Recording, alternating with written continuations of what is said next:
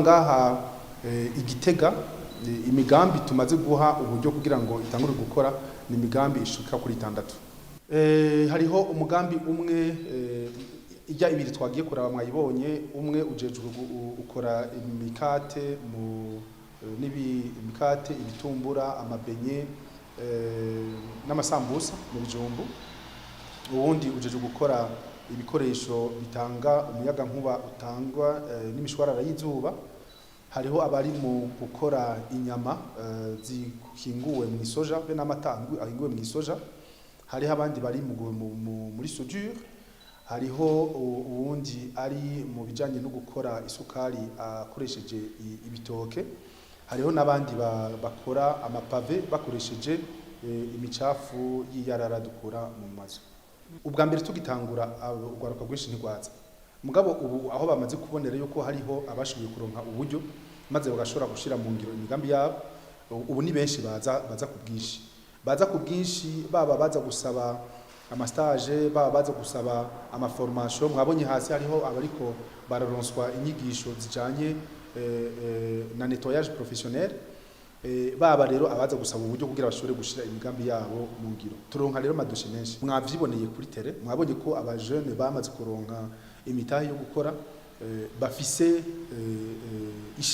ishaka rinininya ryo kugira ngo imigambi yabo ishobore kuja mu ngiro.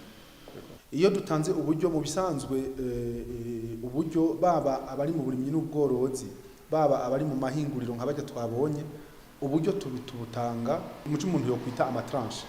No kuvuga ko umujene amaze kuzana umugambi wiwe ngaha, hanyuma umugambi wiwe tukawemeza, duca rero twigira hamwe n'uwo mujene ico umuntu yo kwita le plan de décaissement. Plan de décaissement yerekana ukuntu amafaranga azoza aratangwa. Nk'ubu umujene avuga ati jewe nshaka korora canke gukora imikate ndayikoresheje amamashini naya, duca tumuha tranche ya mbere ijanye niyo kubanza kugura iyo mashini. Bisigura ko atamaze kuzana iyo mashini nashobora kuronka tranche ya kabiri. Amaze kuzana iyo mashini akayinstara, akaca duhamagara, aca duha ntuzero rapport yuko yajeje gukora ivyo yari yasabwa. Duca tugenda kuri tele kuraba yuko yamaze guheza gukora ivyo ategeza gukora, hanyuma tugaca tudebloka rero tranche ya kabiri. Iyo tranche ya kabiri peut-être iba ari yukugura la matière première. Tubanza kwirasura yuko amafaranga ariko arakora ivyo ategeza gukora uko twabipanze, kandi ntitubipanga twenyene, tubitapangana nabo bajene n'ubwo gwaruka. Ico twubwira ugwaruka nuko ugwaruka go menya yuko iyi leta mvyeyi, leta nkozi turimwo, ari leta yashize imbere ikibazo c'ugwaruka.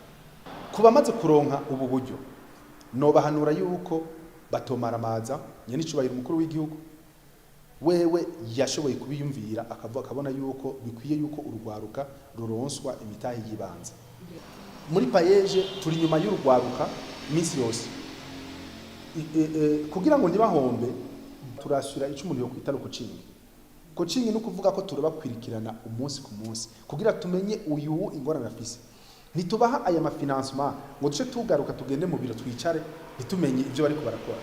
Turafise aba animateur, aba coach ku makomine no ku ma province, aba birirwa rero inyuma y'ugo gwaruka. Hari cyo umubwira ugwaruka uriko rurakurira hanze mu bijanye n'imitahe no kushimitahe mu Burundi.